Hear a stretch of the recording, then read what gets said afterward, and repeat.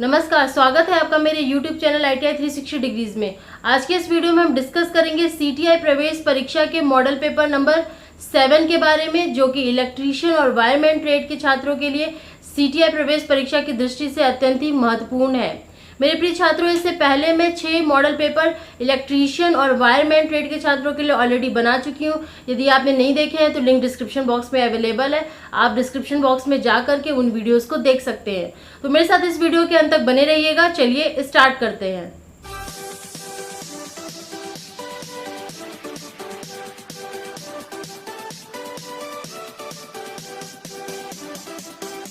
Question number 1 है, 3 phase प्रेरण motor के स्टेटर के संबंध में निम्नलिखित में से कौन सा कथन सही है। ऑप्शन चेक कर लेते हैं। ऑप्शन ए है, यह सिंगल सॉलिड मटेरियल से बना है।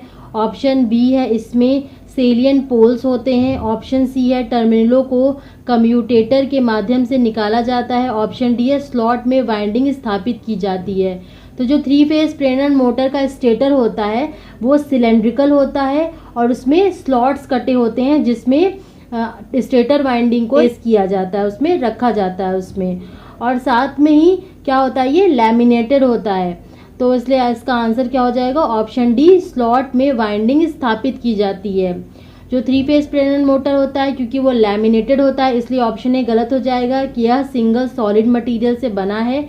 क्योंकि ये लैमिनेटेड होता है इसलिए सिंगल सॉलिड मटेरियल से नहीं बना होता है। ऑप्शन बी क्या है, इसमें सेलियंट पोल्स होते हैं, नहीं, ये सिलेंड्रिकल टाइप का होता है इसलिए ये नॉन सेलियंट पोल्स होते हैं, इसमें सिलेंड्रिकल होता है ये।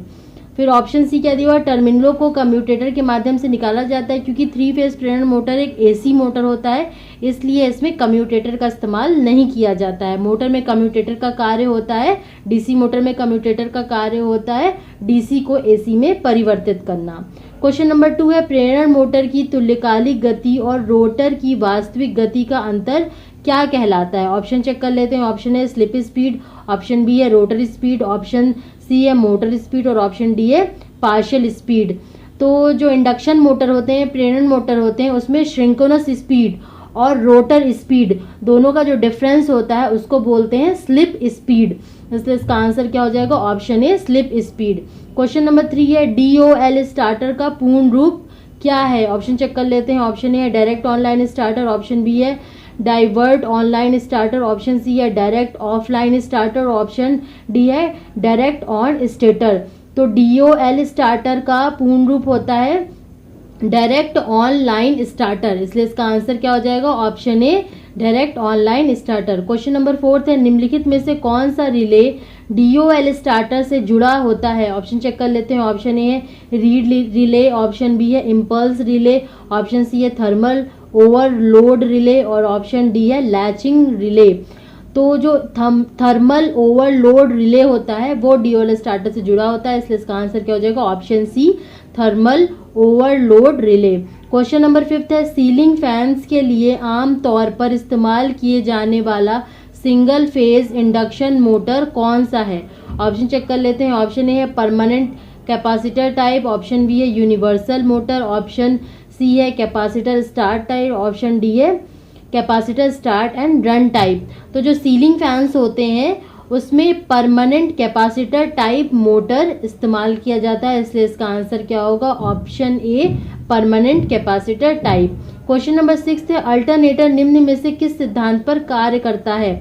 ऑप्शन चेक कर लेते हैं। Option A on Faraday's law of electromagnetic induction, मतलब फैराडे के विद्युत चुंबकीय प्रेरण के सिद्धांत पे। ऑप्शन बी है ऑन ओम्स लॉ, मतलब ओम के नियम पे। ऑप्शन सी है ऑन एम्पियर्स लॉ, मतलब एम्पियर के नियम पे और ऑप्शन डी है लेंजेस लॉ, मतलब लेंज के नियम पे। तो जो अल्टरनेटर होता है वो फैराडे के विद्युत चुंबकीय प्रेरण के सिद्धांत पे काम करता है, इसलिए इसका आंसर क्या होगा, option A, on Faraday's law of electromagnetic induction. Question number 7 है, एक अल्टरनेटर के आर्मेचर क्वाइल में प्रेरित प्रत्यावर्ती धारा को बाहरी सर्किट में फिल इन द ब्लैंक्स की मदद से लाया जा सकता है। ऑप्शन चेक कर लेते हैं। ऑप्शन ए है स्लिप रिंग्स, ऑप्शन बी है डैम्पर वाइंडिंग, ऑप्शन सी है बियरिंग्स और ऑप्शन डी है पल्स ट्रांसफार्मर। तो अल्टरनेटर के आर्मेचर कॉइल में जो अल्टरनेटिंग करंट पैदा होता है या फिर जो प्रत्यावर्ती धारा पैदा होती है उसको बाहरी सर्किट में स्लिप रिंग की मदद से लाया जाता है। इसलिए इसका आंसर क्या होगा? ऑप्शन है स्लिप रिंग्स। क्वेश्चन नंबर 8 है, एक स्टार संयोजित ऑल्टरनेटर के लिए निम्नलिखित में से कौन सा संबंध सही है? ऑप्शन चेक कर लेते हैं। ऑप्शन ए है लाइन वोल्टेज बराबर √3 into phase voltage. Option B है लाइन वोल्टेज बराबर फेज वोल्टेज। ऑप्शन सी है लाइन वोल्टेज बराबर 2 इंटू फेज वोल्टेज। और ऑप्शन डी है line current is equal to 3 into phase current. तो जो स्टार संयोजन होता है उसमें लाइन वोल्टेज बराबर होता है √3 इंटू फेज वोल्टेज। इसलिए इसका आंसर क्या हो जाएगा? ऑप्शन ए लाइन वोल्टेज बराबर √3 into phase voltage. Question number 9 है, सिंक्रोनस मोटर विद्युत ऊर्जा को यांत्रिक ऊर्जा में निम्न में से किस आरपीएम मान पर परिवर्तित करता है? ऑप्शन चेक कर लेते हैं। Option A NS is equals to 120 F upon P RPM. Option B है NS is equals to 120 P upon F RPM. Option C है NS is equals to 1200 F upon P RPM. और option D है NS is equals to 1200 P upon F RPM. मतलब question में simply आपसे जो synchronous motor की synchronous speed पूछ रहा है। सिंक्रोनस मोटर सिंक्रोनस स्पीड से घूमता है तो उसका मान पूछ रहा है कि सिंक्रोनस स्पीड को कैलकुलेट करने का फॉर्मूला क्या होता है। तो जो सिंक्रोनस स्पीड कैलकुलेट की जाती है उसका फॉर्मूला होता है NS is equals to 120 F upon P, जहाँ F है सप्लाई फ्रीक्वेंसी हर्ट्ज में और P है मोटर में पोल्स की संख्या। इसलिए इसका आंसर क्या हो जाएगा? Option A NS is equals to 120 F upon P RPM. Question number 10 है, एक सिंक्रोनस मोटर में कांस्टेंट वोल्टेज और लोड पर एक्साइटेशन करंट के साथ आर्मेचर करंट का संबंध क्या कहलाता है? ऑप्शन चेक कर लेते हैं। ऑप्शन ए है वी कर्व। ऑप्शन बी है टैकोमीटर। ऑप्शन सी है इन्वर्टेड वी कर्व। और ऑप्शन डी है स्लिप कैरेक्टरिस्टिक। तो सिंक्रोनस मोटर में कांस्टेंट वोल्टेज और कांस्टेंट लोड पर जो एक्साइटेशन करंट मतलब कि फील्ड करंट और आर्मेचर करंट दोनों के बीच में जो कर्व ड्रॉ किया जाता है, जो संबंध दर्शाया जाता है, वो वी कर्व के द्वारा दर्शाया जाता है। इसलिए इसका आंसर क्या होगा? Option A V curve. Question number 11 है, निम्नलिखित में से कौन एक इंसुलेटर सामग्री है? ऑप्शन चेक कर लेते हैं। ऑप्शन ए है माइका। ऑप्शन बी है टिन। ऑप्शन सी है लेड। और ऑप्शन डी है मर्क्यूरी। तो जो माइका होता है वो एक इंसुलेटर होता है, उसे इंसुलेटर के रूप में प्रयोग किया जाता है। इसलिए इसका आंसर क्या होगा? Option A mica. Question number 12 है, स्प्लिट फेज इंडक्शन मोटर में पतले तार से किस वाइंडिंग को बनाया जाता है?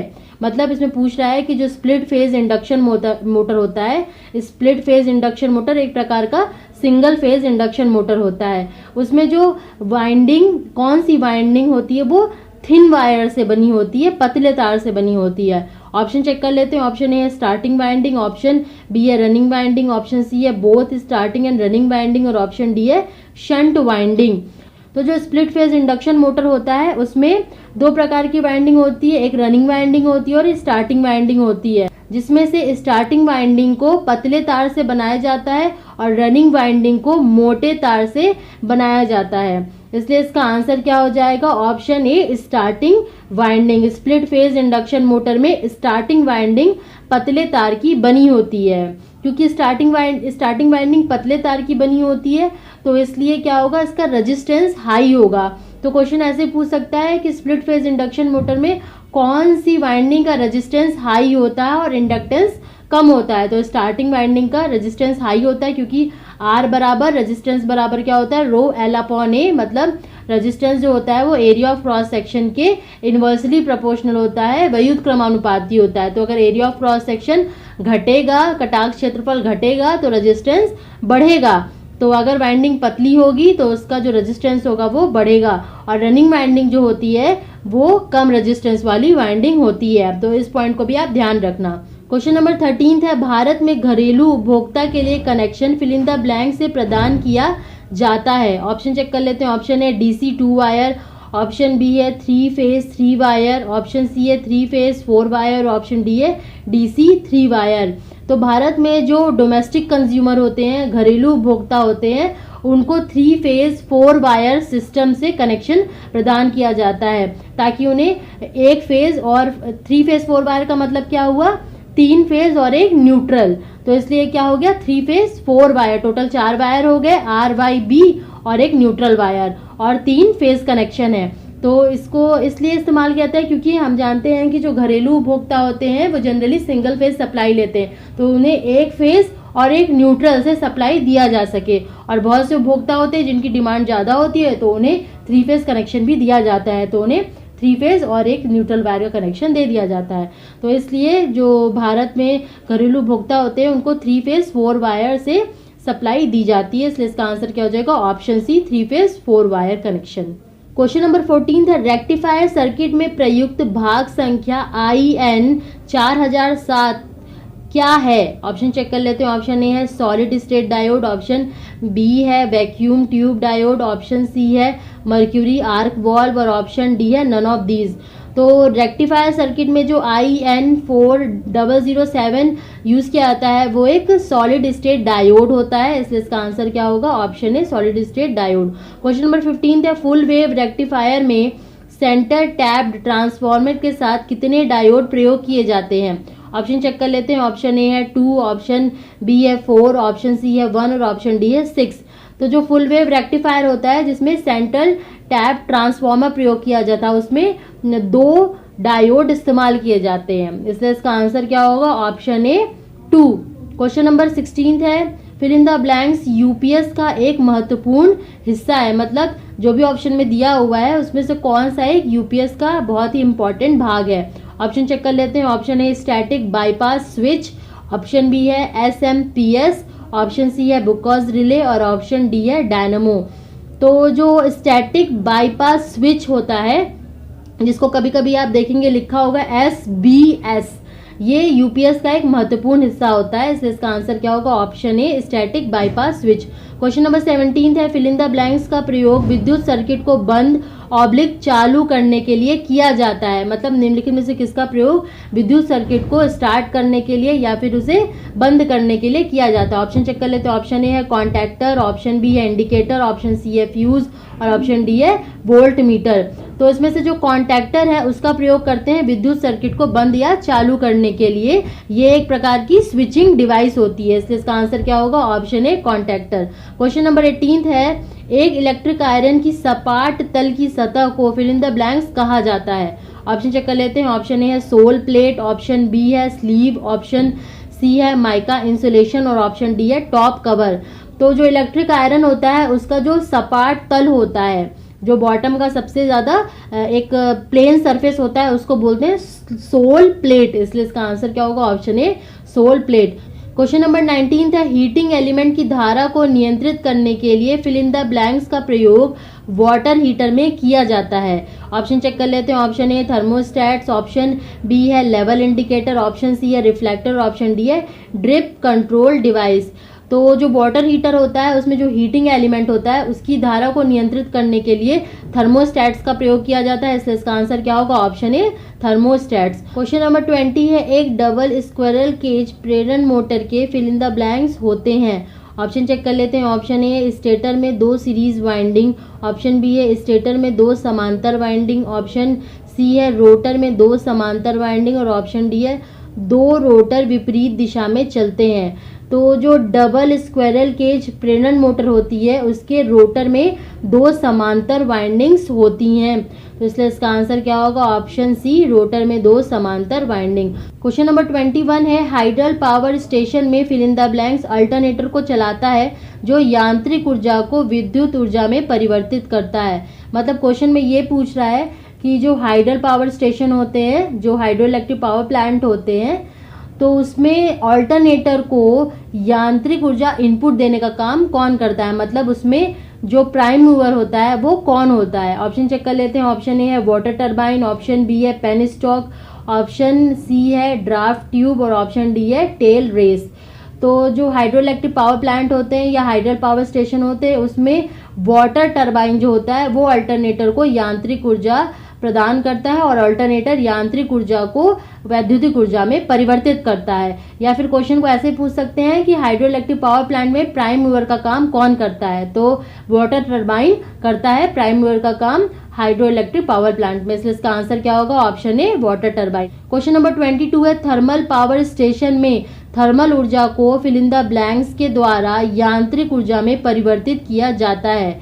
मतलब जो थर्मल पावर स्टेशन होते हैं उसमें जो थर्मल ऊर्जा होती है उसको किसके द्वारा यांत्रिक ऊर्जा में परिवर्तित किया जाता है। तो ऑप्शन चेक कर लेते हैं। Option A steam turbine, option B है बॉयलर, ऑप्शन सी है इकोनोमाइजर और ऑप्शन डी है सुपर हीटर। तो जो थर्मल पावर प्लांट होते हैं उसमें स्टीम टरबाइन जो थर्मल एनर्जी होती है उसको मैकेनिकल एनर्जी में कन्वर्ट करता है, इसलिए इसका आंसर क्या होगा, steam turbine. Thermal power plant में स्टीम टरबाइन प्राइम मूवर का काम करती है, आपको ये पॉइंट भी ध्यान रखना है। तो इसलिए क्वेश्चन नंबर 22 का आंसर क्या होगा, option A steam turbine. Question number 23 है, एक फिल इन द ब्लैंक्स बंद पात्र है जिसमें कोयले की दहन ऊष्मा का उपयोग करके पानी को भाप में बदला जाता है। ऑप्शन चेक कर लेते हैं। ऑप्शन ए है बॉयलर, ऑप्शन बी है fuel gas chamber, option C है एयर प्री हीटर और ऑप्शन डी है कंडेंसर।